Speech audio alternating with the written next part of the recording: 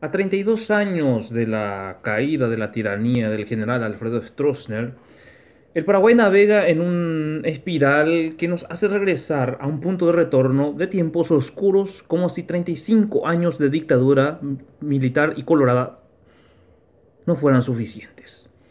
Yo no les voy a estar contando lo que ha pasado entre los años 1954 hasta 1989. Esa no es la intención de este vídeo. Si ustedes quieren saber realmente todo lo acontecido durante esos tiempos, pueden recurrir a dos fuentes. La primera es la que sale de la boca de las personas que añoran vivir bajo la bota de los militares, de quienes se beneficiaron económica, política y socialmente de la tiranía, y de algún que otro trasnochado que siempre va a salir y te va a decir que en aquella época éramos felices y no lo sabíamos. La segunda fuente, por cierto, son las que van a encontrar en los libros, como por ejemplo, es mi informe. Los archivos secretos de la policía de Stroessner, del doctor Boxia y compañía. El diario Última Hora está sacando una serie de libros en 3 tomos llamado Los mitos del estronismo, a 25.000 guaraníes. No es mucho, no es mucho, es un precio bastante bajo, por cierto. Aquí debajo del vídeo les voy a dejar el enlace de justamente la ponencia que dijo la doctora Lilian Soto, Mujeres, Dictadura, Resistencia y Represión en el Paraguay. Y para tener una idea de los testimonios de personas que vivieron la dictadura, pero en tierra adentro, con los campesinos, con las organizaciones y demás, el libro Ligas Agrarias Cristianas, Departamento de Concepción, de Nemesio Cantero Carballo. Y con ello ustedes ya van a tener un panorama bibliográficamente documentado de lo que fueron esos tiempos. Y se darán cuenta que la primera fuente carece de documentos y la segunda, sin embargo, se construyó gracias a la investigación de muchas personas. Ahora, volviendo al tema que me llama la atención para hacer este vídeo, es la cuestión de por qué razón, si ya han caído, si ya cayó la dictadura, pareciera que vemos, o sea, tenemos un problema de que no podemos consolidar nuestra democracia. No podemos consolidar en todas las esferas prácticamente. Por un lado, por ejemplo, tenemos la corrupción que está descuartizando y destripando las instituciones públicas. ¿Mm?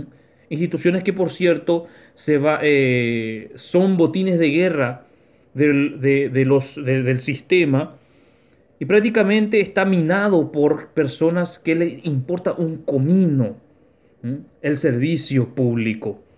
Y por otro lado tenemos la impunidad. Impunidad que se traduce en la falta de castigo ejemplar a los grandes corruptos, a los que saquean al Estado, se enriquecen a costa nuestra y destruyen el Estado de Derecho y por ende a nuestro país. Otro punto que justamente es la muestra clara de la falta de vocación democrática de parte de nuestros gobernantes es la persecución de actores políticos y sociales que alzan sus voces contra el gobierno de turno, sea cual sea, por cierto. Y esto se evidencia, por ejemplo, con el ataque deliberado, ¿m? y alevoso el 1 de abril del 2017, el atropello a la sede del PLRA que derivó en la muerte de Rodrigo Quintana.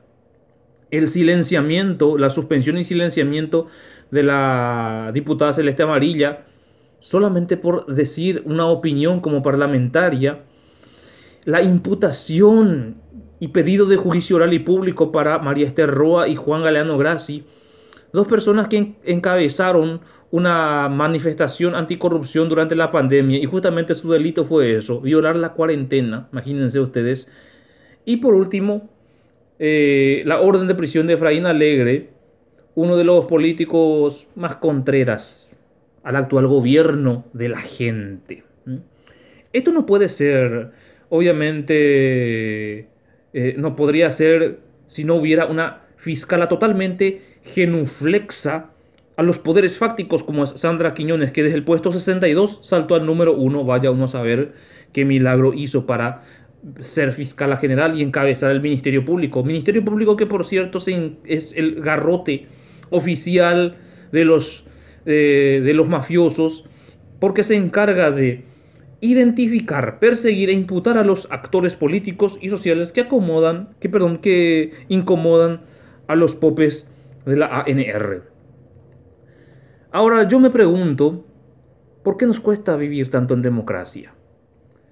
Hace tiempo yo llegué a la conclusión de que nos cuesta vivir en democracia porque históricamente el Paraguay nunca tuvo una democracia plenamente consolidada y esto es fácil de ver si analizamos y vemos y recabamos datos históricos de nuestro devenir como nación y como república.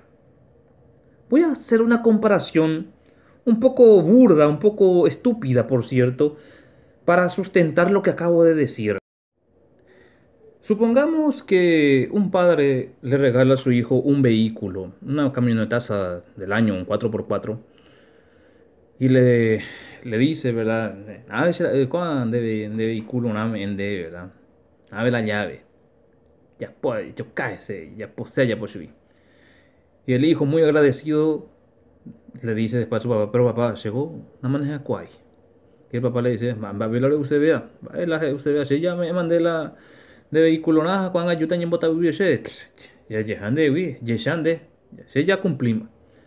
Bueno, las opciones que tiene este chico, las opciones que tiene este chico son varias. Por ejemplo, uno, ceder ante el temor y no manejar y dejar que el vehículo se deteriore por sí solo.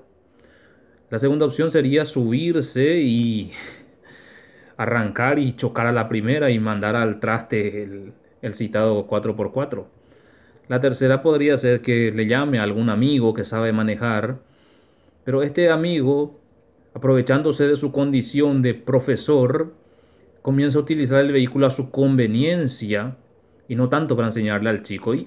O por último, decide este chico hacer algún esfuerzo, entrar en una autoescuela, estudiar y aprender a manejar. Ustedes me pueden decir, obviamente, que mi ejemplo es muy burdo, es muy perení, pero sin embargo yo me pregunto, ¿cuántas veces, o sea, acaso no nos pasa que nuestra democracia no sabemos utilizarlo justamente como un vehículo que mejore nuestra situación económica, social, política, educacional, ¿eh? Al punto que existen muchos politiqueros que dicen que sí saben gobernar, que sí saben manejar los designios de la patria, pero sin embargo se aprovechan de nosotros, viven a nuestras expensas, nos roban a manos llenas, ¿m? Aprovechándose de nuestra buena fe o de nuestra estupidez. ¿Acaso no nos hemos estrellado como si fuese que nunca supimos manejar un vehículo? Nos estrellamos al elegir siempre a las mismas personas para intendente, gobernador, diputado, parlamentario, lo que fuere, presidente de la República. Elegimos siempre a la misma clase podrida para gobernar nuestro país. Y por último, ¿por qué nos cuesta consolidar nuestra democracia? ¿Cuáles son los factores que imposibilitan la planificación de nuestra vida democrática? Yo tengo tres pilares, tres ideas mías, tres opiniones por la cual nuestra democracia está muy debilitada a día de hoy. La primera de ellas es la siguiente. Sucede que la clase política que mamó de las tetas del Estado durante la dictadura, que se formó en la dictadura, y su descendiente, como es el caso de Marito Abdo, siguen en el poder, disfrazados de ovejas, porque son unos lobos que están comiendo del Estado, comiendo de nosotros, viviendo de nosotros, a expensa nuestra, dejándonos en las más absolutas de las precariedades, con una salud totalmente hecha ruinas, con una educación, y este es el punto principal de mi postura, de mi opinión, con una educación infradotada, económica, estructural e intelectualmente, al punto que justamente esta educación tan maltrecha No pudo formar a los ciudadanos de la postdictadura para que aprendamos de los errores del pasado, para no cometer los mismos errores. El principal culpable se llama Ministerio de Educación y Cultura, que cayó durante estos 32 años toda la miércoles, toda la porquería que hizo la dictadura, de persecuciones, desfalcos del Estado, la corrupción, los asesinatos, las torturas, todo eso cayó. ¿Mm? Cayó el secuestro de niñas, para saciar los más bajos instintos de los jerarcas de la dictadura. Todo eso hizo el Ministerio de Educación y Ciencias. El segundo, y esto creo yo, se lo debemos a los dueños de los grandes medios de comunicación de nuestro país, porque toditos ellos se enriquecieron y se beneficiaron durante la dictadura, como por ejemplo Aldo Socolillo, que en paz descanse. Socolillo fue amigo personal del dictador. Fundó su diario ABC Color en el año 1967 con presencia de Stroessner y durante 17 años trabajó ininterrumpidamente, publicando de vez en cuando alguna que otra loa al dictador. Mientras tanto, él tenía una vida próspera como dueño de un medio de prensa y como empresario, hasta que por alguna desaveniencia con el dictador, se enemistan y Stroessner procede a cerrar su diario en el año 1984 y se abre una vez caída la dictadura en el año 1989. Socolillo, para que sepan lo ligado que estaba con la tiranía, incluso llegó a aportar dinero para la Comisión Anticomunista Latinoamericana, para un congreso que estuvo aquí en Paraguay en el año 79, para que vean nomás. El segundo es Antonio J. Bierzi, dueño de Canal 4, Última Hora, La Tele, etc. Y otras radios, y algunas que otras radios. Bierzi era un empresario, o sea, es un empresario del rubro de la importación. Y si bien él incursiona en los medios de comunicación en la década del 90, sin embargo, toda su riqueza toda su riqueza se acrecentó durante la dictadura. Y siempre se comenta que es a base de la evasión impositiva y por los favores que recibía de su cuñado, el general Germán Martínez, que era justamente ministro de defensa del dictador. El tercero que elegí para esta serie es Humberto Rubín.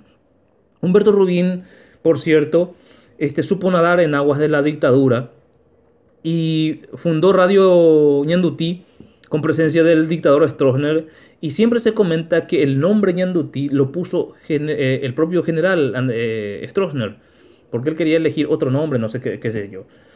Y siempre alababa la figura del dictador y a sus secuaces, al punto de crear los famosos premios Micrófono de Oro para galardonar a las voces más ilustres de la tiranía. Después de unas desavenencias con el dictador, se enemistan y él pasa de ser de defensor de la dictadura a su detractor, hasta que en el año 1987 Stroessner clausura Radio Ñandutí.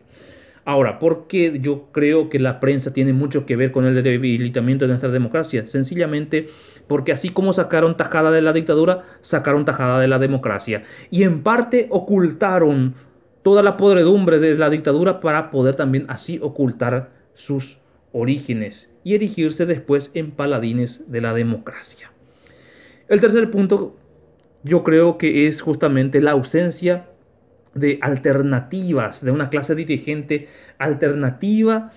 Y en este punto destaco lo que está pasando con el Partido Liberal Radical Auténtico, el cual nunca pudo constituirse como una alternativa válida en el escenario político, y en gran parte debido a sus peleas internas, ya que muchos de sus dirigentes terminaron siendo tan corruptos que hoy la única diferencia entre un liberal corrupto y un colorado corrupto es la diferencia de colores y nada más. Y además de eso, a eso le tenemos que sumar que para ellos, para una gran parte del Partido Liberal, es un negocio ser segundón, es un negocio ser opositor, eterno opositor, porque así no pierden sus cargos, sus privilegios, sus beneficios, etc. Y eso hace que hoy sea un partido dividido en dos, al punto que uno de sus máximos exponentes, Efraín Alegre, está preso y Blas Llanos, su rival partidario, esté aplaudiendo su ida a prisión. A 32 años de la democracia, el presente y el futuro del Paraguay es bastante sombrío por la corrupción, la impunidad, la violación de la Constitución Nacional y el luto. Porque no debemos olvidar, gente, que este país, a pesar de los años de democracia, han tenido gente que ha muerto tratando de defender lo que tanto nos costó tener, la libertad.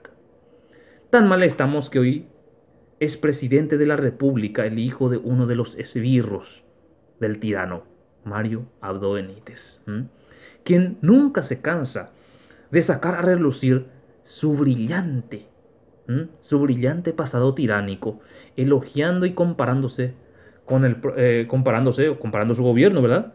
Con la del dictador. Y esto me hace recordar a una anécdota que puede que sea cierta o mentira, pero que ilustra tal cual lo que estamos viviendo hoy en día. Dicen que Stroessner, cuando ya estaba preso, viendo por tele la asunción al mando de su consuegro, general Andrés Rodríguez, y viendo a las personas que rodeaban a Rodríguez, se rió y dijo: ahí solo falto yo. Una clara muestra de que solo echaron al dictador, pero que la tiranía tal cual sigue vigente, y le pusieron nomás un nuevo rótulo. Ese rótulo se llama democracia. Gente, nos toca a nosotros aprender todo por nuestras costillas, todo lo malo de las dictaduras y luchar por consolidar nuestra democracia. Yo estoy muy seguro que el día en que la democracia realmente sea una realidad en nuestro país, los que han muerto por ella nos lo agradecerán. Pero más nos lo agradecerán los hijos de esta patria, los niños, los más pequeños, porque a ellos les debemos legar un futuro más digno, mucho más digno que todo ser humano se merece. Espero volver a verlos en un próximo video.